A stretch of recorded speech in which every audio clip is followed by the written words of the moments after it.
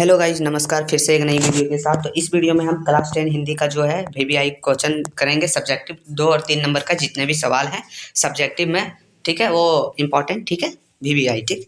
चलिए, ये हमारा पार्ट 1। पार्ट 2 भी आएगा जिसमें लॉन्ग टाइप क्वेश्चन रहेगा, ठीक है, विज्ञापन, निबंध, ठीक है, सब रहेगा, ठीक है। अब चलिए हम लोग पहला क्वेश्चन देखते हैं। इसमें गोपियों के अनुसार राजा का धर्म क्या होना चाहिए, यह है पहला क्वेश्चन। तो देखिए, गोपियों के अनुसार राजा का धर्म उसकी प्रजा की हर तरह से रक्षा करना होता है तथा नीति से राजधर्म का पालन करना होता है। एक राजा तभी अच्छा कहलाता है जब वह अनीति के साथ ना देकर नीति का साथ दे। यह गोपियों के अनुसार है, ठीक है। गोपियों ने कहा था कि राजा का धर्म ये होना चाहिए। दूसरा क्वेश्चन हम लोगों का है। चलिए दूसरा क्वेश्चन की ओर चलते हैं।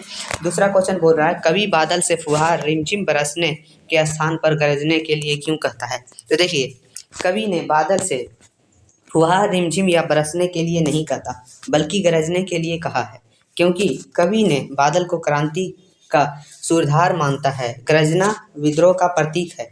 कवि बादलों से पौरुष दिखाने की कामना करता है। कवि ने बादल को गरजने के माध्यम से कविता में नूतन विद्रोह का आह्वान किया है। किसने? कवि ने, ठीक है। मतलब गरजने से नूतन विद्रोह का आह्वान किया है बादल को। चलिए तीसरा क्वेश्चन हम लोग का है, जो बोल रहा है, सेनानी ना होते हुए भी चश्मे वाले को लोग कैप्टन क्यों कहते थे। तो सेनानी ना होते हुए उसे कैप्टन क्यों कहते थे। तो देखिए, वह सुभाष चंद्र बोस का सम्मान करता था। वह सुभाष चंद्र की बिना चश्मे वाली मूर्ति को देखकर आहत था, इसलिए अपनी ओर से एक चश्मा नेताजी की मूर्ति पर अवश्य लगाता था। मतलब जब देखता था चश्मा नहीं लगाता था, ठीक है, ठीक है। उसकी इस भावना को देखकर ही लोगों ने सुभाष चंद्र बोस का साथी या सेना का कैप्टन कहकर सम्मान दिया, बुलाने लगा, कहते थे, ठीक है, यही है। चलिए चौथा क्वेश्चन है हम लोग का, लेखक ने फादर बुल्के को मानवीय करुणा की दिव्य चमक क्यों कहा है। तो देखिए, फादर बुल्के के मन में अपने प्रियजनों के लिए असीम ममता और अपनत्व था अपनत्व था, इसलिए लेखक ने फादर बुल्के को मानवीय करुणा का दिव्य चमक कहा है, ठीक है। चलिए हम लोग पांचवा क्वेश्चन की ओर चलेंगे। जो पांचवा क्वेश्चन बोल रहा है, आपके विचार से माँ ने ऐसा क्यों कहा कि लड़की होना मन लड़की जैसा मत दिखना। क्यों कहा था माँ ने। तो देखिए, मेरे विचार से लड़की की माँ ने ऐसा इसलिए कहा होगा कि लड़की होना पर लड़की जैसा मत दिखाई देना, ताकि लड़की अपने नारी सुलभ गुणों, सरलता, निरक्षा, विनम्रता आदि गुणों को तो बनाए रखे, परंतु वह इतनी कमजोर भी ना हो, ठीक है। ये बताया है उनकी माँ ने कहा था, मतलब ठीक है, उनके माँ के अनुसार, ठीक है, अपने विचार रखना। चलिए छठा क्वेश्चन है, जॉर्ज पंचम जो थे, उनकी लाट की नाक को पुनः उगाने के लिए मूर्तिकार ने क्या क्या प्रयास किए, क्या क्या यत्न किए, क्या क्या प्रयत्न किए, ठीक है। तो देखिए, जॉर्ज पंचम की लाट की नाक को उगाने के लिए मूर्तिकार ने अनेक प्रयत्न किए। उसने सबसे पहले उस पत्थर को खोजने का प्रयत्न किया जिसमें वह मूर्ति बनी थी, जिससे वह मूर्ति बनी थी, ठीक है। इसके लिए पहले उसने सरकारी फाइलें ढूंढवाई, फिर भारत में सभी पहाड़ों और पत्थरों की खानों के दौरा किया। मतलब इतना उन्होंने किया उनकी नाक को पुनः उगाने के लिए, जॉर्ज पंचम की नाक को, ठीक है। चलिए सातवां क्वेश्चन की ओर चलते हैं। सातवां क्वेश्चन बोल रहा है, लेखिका मन्नू भंडारी के व्यक्तित्व पर किन किन लोगों का किस रूप से प्रभाव पड़ा। तो मन्नू भंडारी के व्यक्तित्व पर किन किन लोगों का प्रभाव पड़ा। देखिए, लेखिका मन्नू भंडारी जी के व्यक्तित्व पर उनके पिताजी के व्यक्तित्व का खूबियाँ और कमियाँ दोनों का ही प्रभाव पड़ा, ठीक है। देखिए, पिताजी द्वारा अपनी बड़ी बहन से तुलना और उसकी प्रशंसा से उनके मन में हीनता की ग्रंथि बन गई, जिससे वह कभी उभर नहीं पाई। यही कूठा लेखिका के मन में और आत्मविश्वास को हिलाकर रख देती थी। मतलब उनके जो पिताजी है, उनके बड़ी बहन की प्रशंसा करती थी, इसलिए इन्हें जो है वो मन में हीनता की ग्रंथि बन गई थी, जिससे वो कभी उभर नहीं पाई, ठीक है, ये है। चलिए आठवां क्वेश्चन, जो अगला क्वेश्चन है, जिसमें हम लोग को देखना है कि लक्ष्मण ने वीर योद्धा की क्या क्या विशेषताएं बताई। तो लक्ष्मण जी ने वीर योद्धा के क्या क्या विशेषताएं बताई। तो देखिए, राम लक्ष्मण परशुराम संवाद कविता में लेखन जी ने वीर योद्धा की कई विशेषताएं बताई है। तो क्या क्या बताई है। तो देखिए यहाँ है, देखिए पहला विशेषता होना चाहिए, वीर योद्धा शांत, विनम्र और साहसी हृदय के होते हैं। वह अपनी वीरता का बखान अपने आप नहीं करते, अन्यथा उसकी वीरता खुद उनके गुणों का बखान करती है, ये है, ठीक है। दूसरा है, देखिए दूसरा, दुनिया खुद ब खुद उनका गुणगान करने लगती है, ठीक है, ये है वीर योद्धा का। तीसरा है, वे किसी चीज़ से ज़रूरत से ज़्यादा मोह नहीं रखते और बात बात पर क्रोध नहीं करते। चौथा देखिए, वीर सदैव दूसरे को आदर व सम्मान करते। पांचवा, वीर कभी भी अपनी वीरता का अभिमान नहीं करते, घमंड नहीं करते। ठीक है, ये 5 गुण बताए थे किसने? लक्ष्मण जी ने वीर योद्धा के बारे में कि ये विशेषताएं होती है। ठीक है, चलिए अगला क्वेश्चन, 9वां क्वेश्चन की तरफ चलते हैं, जिसमें बोल रहा है कि बाल गोविंद भगत और उनके भगत के व्यक्तित्व और उनके वेशभूषा को अपने शब्दों में चित्र प्रस्तुत कीजिए। मतलब वो कैसे थे, नए थे, उनके बारे में पूरा वेशभूषा उनकी बतानी है। तो देखिए, बाल गोविंद भगत एक ग्रस्त थे, लेकिन उनमें साधु सन्यासी के गुण भी थे। वे अपनी किसी भी काम के लिए दूसरों को कष्ट नहीं देना चाहते थे, बिना अनुमति के किसी की वस्तु को हाथ नहीं लगाते थे, कबीर के आदर्शों की पालन करते थे। सर्दियों में भी अंधेरा रहते ही पैदल जाकर गंगा स्नान करके आते थे। ठीक है, तथा भजन गाते थे। मतलब कबीर के जो आदर्शों पर ये चलते थे और सर्दियों में अंधेरा रात होने के बावजूद वो गंगा स्नान करने पैदल जाते थे और भजन गाते थे। ठीक है, वेशभूषा से ये साधु लगते थे। इनके मुख पर सफ़ेद दाढ़ी तथा सिर पर सफ़ेद बाल थे।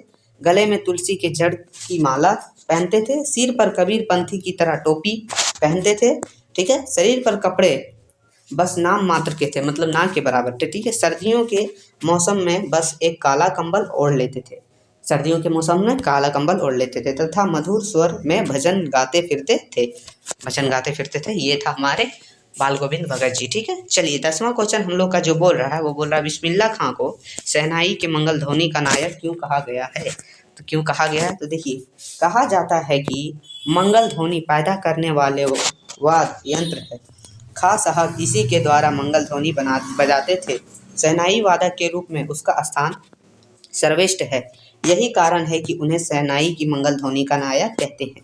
मतलब ये जो हैं ये मंगल ध्वनि बजाते थे। ठीक है, खान साहब इसी के द्वारा, किसके द्वारा? वाद्य यंत्र के द्वारा।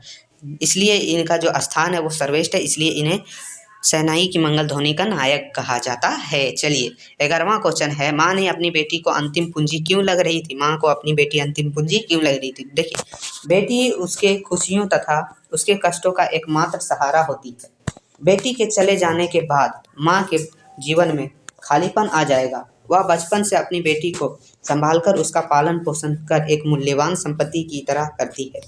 पालन पोषण एक मूल्यवान संपत्ति की तरह करती है, इसलिए माँ को उनकी बेटी अंतिम पूंजी लग रही थी।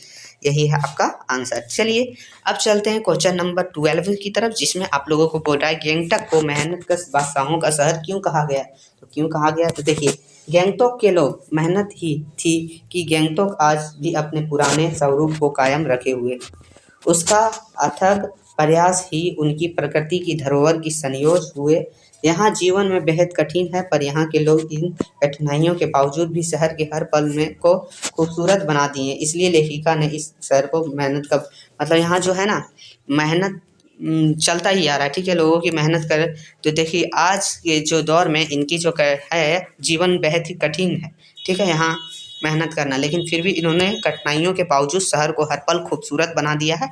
इसलिए जो यहाँ के लेखिका ने कहा था कि गैंगटॉक मेहनतकश बादशाहों का शहर है। चलिए ठीक है, चलिए क्वेश्चन नंबर 13वां की तरफ चलते हैं, जिसमें बोल रहा है उद्धव द्वारा दिए गए योग संदेश से गोपियों ने विरहनी में घी का काम कैसे किया? ठीक है, तो उद्धव द्वारा दिए गए योग संदेश में, तो देखिए उत्तर जो हमारा हो जाएगा, उत्तर है क्या है? गोपियों कृष्ण के जाने के बाद विरहनी के अग्नि में जल रही थी। वे कृष्ण के आने का इंतजार कर रही थी कि उसके बदले में उद्धव आ गया। मतलब कृष्ण चल गए थे, लेकिन उनके बदले में उद्धव आ गया था। जब इंतजार कर रही थी गोपियाँ, तो उद्धव उनके पास अपने मन पर नियंत्रण रखने की सलाह लेकर पहुँचे थे। कृष्ण के बदले में उद्धव को आना और उसके द्वारा मन का नियंत्रण रखने की बात ने गोपियों की विरहनी में घी का काम किया। ठीक है, ये हो जाएगा।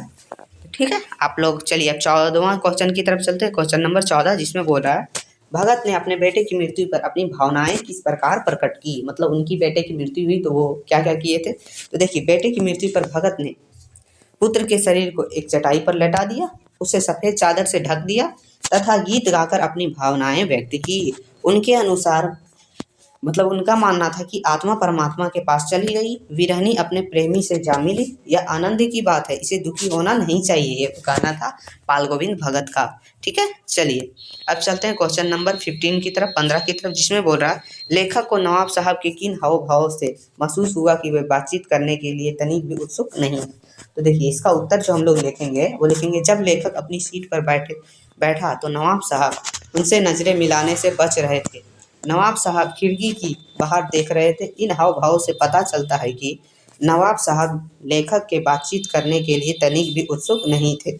यही भाव वहाँ से मतलब वो उनके तरफ नहीं देख रहे थे, नज़र भी नहीं मिला रहे थे, नज़र छुपा रहे थे। ठीक है, इससे पता चलता है कि वो उनसे बात करने के लिए तनिक भी उत्सुक नहीं थे। ठीक है, चलिए अब अगला है 16वां क्वेश्चन, जिसमें बोला है जितेन नार्गे की गाइड की भूमिका के बारे में विचार करके लिखिए। एक कुशल गाइड में क्या क्या गुण होना चाहिए। गाइड मतलब जो टूर गाइड होता है ना, वही। ठीक है, मतलब देखिए नार्गे एक कुशल गाइड था। ठीक है, ठीक है, इनमें जो है एक कुशल गाइड की निम्नलिखित गुणों का होना आवश्यक है। पहला तो है कि उनके आसपास के इलाके या तो कोने हर तरह के बारे में उसे जानकारी होना चाहिए। ठीक है, पूरा भली भांति से जानकारी होना चाहिए, तभी वो आगे पर्सन को बता सकता है। दूसरा जो है उसे वहाँ की भौगोलिक स्थिति, जलवायु व इतिहास के बारे में पूरी जानकारी होनी चाहिए। किस किस के बारे में? भौगोलिक स्थिति के बारे में, जलवायु के बारे में और इतिहास के बारे में। ठीक है, उसे जानकारी पूरी तरीक़ा से होनी चाहिए। अब चलते हैं क्वेश्चन नंबर 17वां, जो बोल रहा है हम लोग का लेखिका की अपने पिता से वैचारिक टकराव को अपने शब्दों में लिखें। तो लेखिका और उसके पिता के विचार आपस में टकराते थे। पिता लेखिका को देश समाज के प्रति जागरूकता बनाना चाहते थे, किंतु उसे घर तक ही सीमित रखना चाहते थे। वो उनके मन में विद्रोह और जागरण के स्वर भरना चाहते थे, किंतु उसे सक्रिय नहीं होना चाहते थे। मतलब जो उनके पिताजी थे हैं वो चाहते थे, उन्हें विचार में मतलब टकराते थे, दोनों का विचार टकराते थे। वो चाहते थे कि वो देश समाज के प्रति उसे जागरूक तो जरूर करते थे, लेकिन उसे घर तक ही सीमित रखना चाहते थे। ठीक है, उनके पिताजी देखिए, ठीक है, उनके मन में वो विद्रोह और जागरण का स्वर भरते थे, लेकिन उसे सक्रिय मतलब उसे उस पर काम करने नहीं देते थे। ठीक है, अब लेखिका के पिताजी ने जो रसोई को भटियार खाना क्यों कहा है, तो देखिए ये भी क्वेश्चन है, तो ये है उत्तर इसका लिखेंगे। तो लेखिका के पिताजी का मानना है कि रसोई के काम में लग जाने के कारण लड़कियों की क्षमता और प्रतिभा नष्ट हो जाती है, वे पकाने खाने तक सीमित रह जाती है। ठीक है, और अपनी सही प्रतिभा का उपयोग नहीं कर पाती है। इस प्रकार प्रतिभा की भट्टी में झोंकने वाली जगह के होने के कारण ही रसोई को भटियार खाना कहकर संबोधित करते थे। कौन? उनके पिताजी, लेखिका के पिताजी। ठीक है, चलिए 19वां जो क्वेश्चन है हम लोग का, वो बोल रहा है अखबारों ने जिंदा नाक लगाने की खबर को किस तरह से प्रस्तुत किया। तो अखबारों ने जिंदा नाक लगाने की खबर को किस तरह से प्रस्तुत किया, तो देखिए अखबारों ने इस खबर पर खास ध्यान नहीं दिया, पर उन्होंने इतना लिखा कि नाक का मसला हल हो गया। उन्होंने क्या लिखा? नाक का मसला हल हो गया। और राजपथ पर इंडिया गेट के पास वाली जॉर्ज पंचम की लाट लग गई। इतना लिखा था नाक का मसला हल हो गया, और राजपथ पर इंडिया गेट के पास वाली जॉर्ज पंचम की लाट की नाक लग गई। इस तरीक़े से अखबार में लिखा हुआ था। ठीक है, चलिए लास्ट और 20वां क्वेश्चन हम लोगों ने लिया है, जो लिया है फादर की उपस्थिति देवदार की छाया जैसी लगती है। ठीक है, तो कैसी लगती है? देखिए फादर बुल्के को पोर पोर में ममता झलकती थी। ठीक है, उनकी नीली आंखें हमेशा प्यार भरा आमंत्रण देती थी। देवदार की छाया घनी होती है, जिससे थके हुए पाठक को आराम मिलता है। ठीक है, आराम मिलता है ना, जिससे जो है उन्हें आराम मिलता है पाठक को। इसलिए लेखक को फादर की उपस्थिति देवदार की छाया लगती थी। मतलब जो है ना, फादर बुल्के की ममता जो है झलकती थी बहुत ज़्यादा। उनकी नीली आंखें हमेशा प्यार भरा आमंत्रण देती थी। देवदार की छाया जो होती है वो घनी होती है, मतलब देवदार वो पेड़ है जिससे थके हुए पाठक जो है वहाँ आराम मिलता है। इसलिए जो फादर की उपस्थिति है वो देवदार की छाया जैसी लगती थी। तो ये हम लोगों ने 20 क्वेश्चन लिया है इंपॉर्टेंट टाइप का, और इसका PDF आपको टेलीग्राम चैनल पर मिल जाएगा। तो वीडियो थोड़ा सा भी अच्छा लगा हो, हेल्पफुल लगा हो, तो चैनल को सब्सक्राइब करके बेल आइकन को दबाना ना भूलें। फिर मिलते हैं आगे की वीडियो में, तब तक के लिए धन्यवाद।